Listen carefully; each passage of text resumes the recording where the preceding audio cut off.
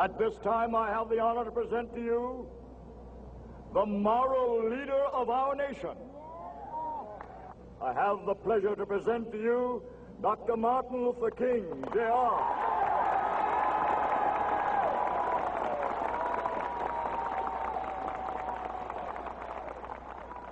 I am happy to join with you today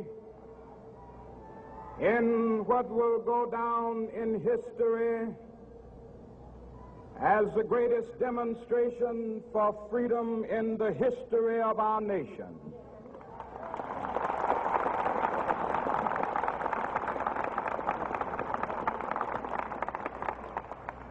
Five score years ago, a great American in whose symbolic shadow we stand today signed the Emancipation Proclamation. This momentous decree came as a great beacon light of hope to millions of Negro slaves who had been seared in the flames of withering injustice. It came as a joyous daybreak to end the long night of their captivity. But 100 years later, the Negro still is not free. 100 years later, the life of the Negro is still sadly crippled by the manacles of segregation and the chains of discrimination. 100 years later, the Negro lives on a lonely island of poverty in the midst of a vast ocean of material prosperity. 100 years later, the Negro is still languished in the corners of American society and finds himself in exile in his own land. And so we've come here today to dramatize a shameful condition. In a sense, we've come to our nation's capital to cash a check. When the architects of our republic wrote the magnificent words of the Constitution and the Declaration of Independence, they were signing a promissory note to which every American was to fall heir.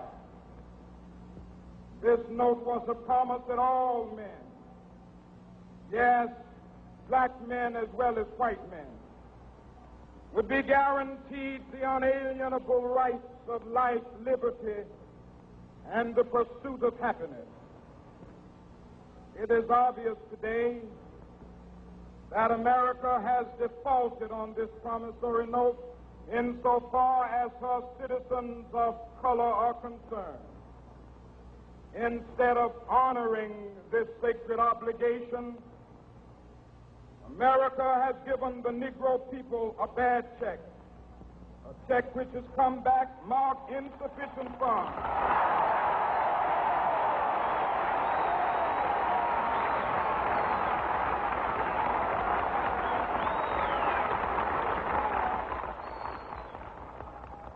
But we refuse to believe that the Bank of Justice is bankrupt.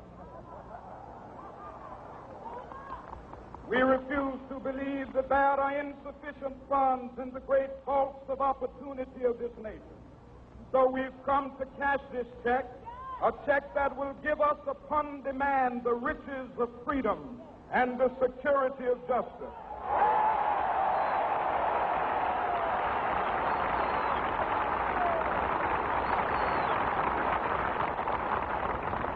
We have also come to this hallowed spot to remind America of the fierce urgency of now. This is no time to engage in the luxury of cooling off or to take the tranquilizing drug of gradualism.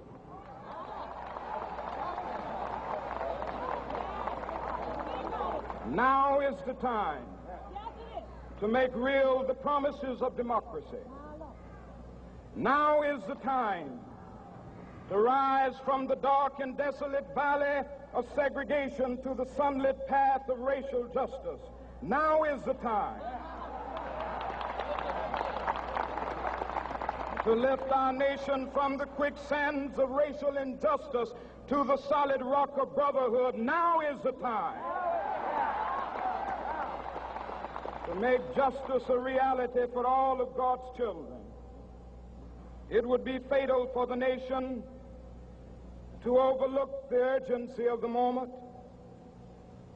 This sweltering summit of the Negro's legitimate discontent will not pass until that is an invigorating autumn of freedom and equality.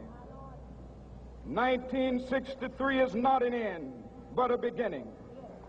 Those who hope that the Negro needed to blow off steam and will now be content will have a rude awakening if the nation returns to business as usual.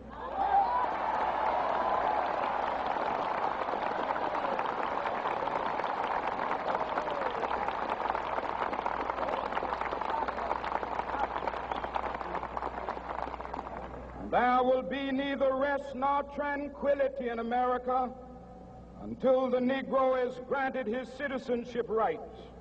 The whirlwinds of revolt will continue to shake the foundations of our nation until the bright day of justice emerges. But that is something that I must say to my people who stand on the warm threshold which leads into the palace of justice. In the process of gaining our rightful place, we must not be guilty of wrongful deeds. Let us not seek to satisfy our thirst for freedom by drinking from the cup of bitterness and hatred.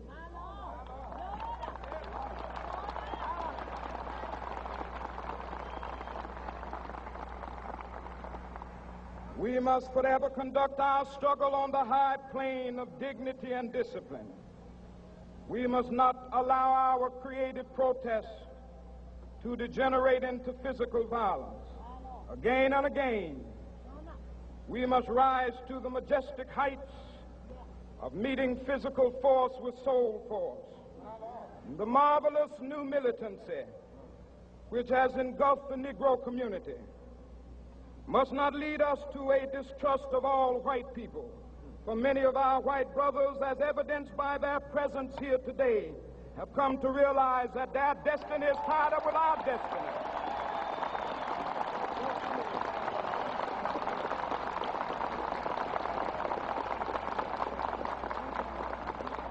And they have come to realize that their freedom is inextricably bound to our freedom. We cannot walk alone. And as we walk, we must make the pledge that we shall always march ahead. We cannot turn back. There are those who are asking the devotees of civil rights, when will you be satisfied? We can never be satisfied as long as the Negro is the victim of the unspeakable horrors of police brutality. We can never be satisfied as long as our bodies, heavy with the fatigue of travel, cannot gain lodging in the motels of the highways and the hotels of the cities.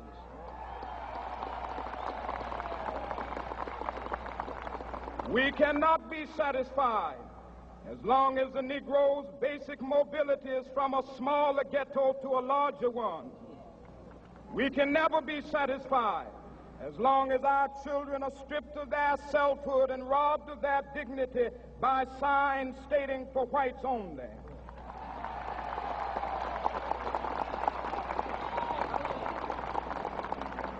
We cannot be satisfied as long as a Negro in Mississippi cannot vote and a Negro in New York believes he has nothing for which to vote.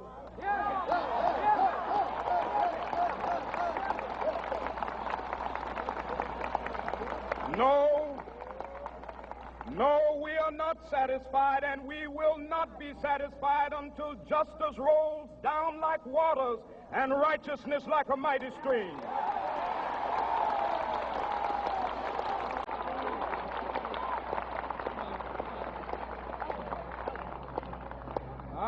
not unmindful that some of you have come here out of great trials and tribulations.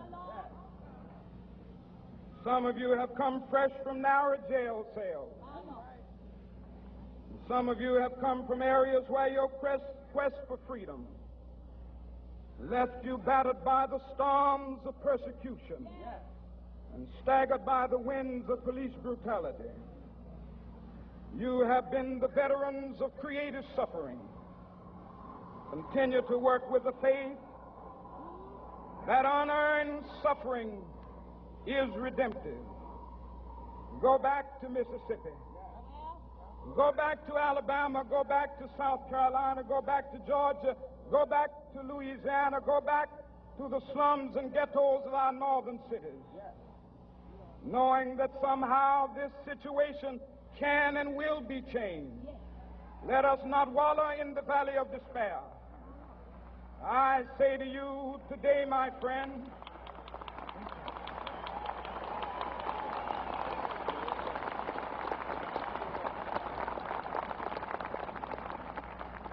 so even though we face the difficulties of today and tomorrow, I still have a dream.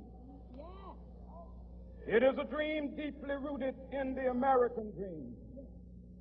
I have a dream that one day this nation will rise up and live out the true meaning of its creed. We hold these truths to be self-evident that all men are created equal.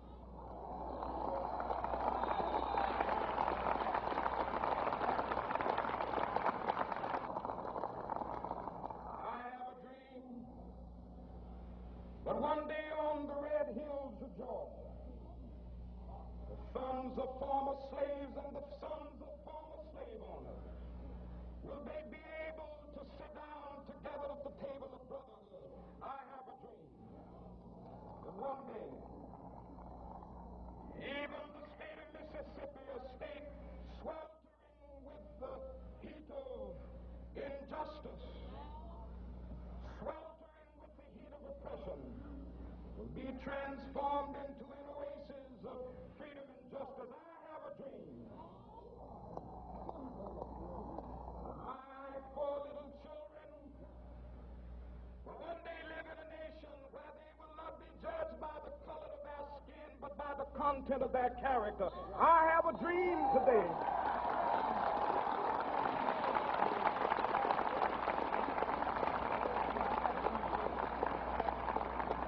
I have a dream that one day, down in Alabama, with its vicious racists, with its governor having his lips dripping with the words of interposition and nullification, one day right there in Alabama, little black boys and black girls will be able to join hands with little white boys and white girls as sisters and brothers. I have a dream today.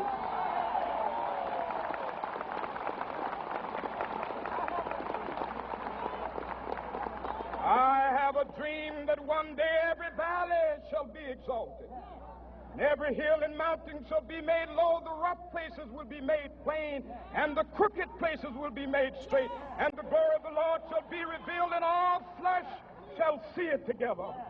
This is our hope. This is the faith that I go back to the South with. With this faith, we will be able to hew out of the mountain of despair a stone of hope.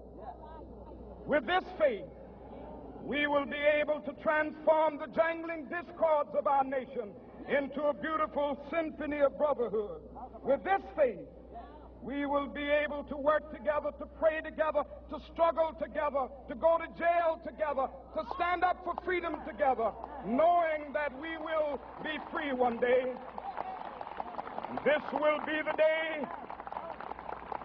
This will be the day when all of God's children will be able to sing with new meaning, "My country, tears of thee. Sweet land of liberty, of thee I sing. Land where my fathers died, land of the pilgrim's cry. From every mountainside, Let freedom ring, and if America is to be a great nation, this must become true. And so let freedom ring from the prodigious hilltops of New Hampshire. Let freedom ring from the mighty mountains of New York. Let freedom ring from the heightening Alleghenies of Pennsylvania. Let freedom ring from the snow-capped Rockies of Colorado. Let freedom ring from the curvaceous slopes of California. But not only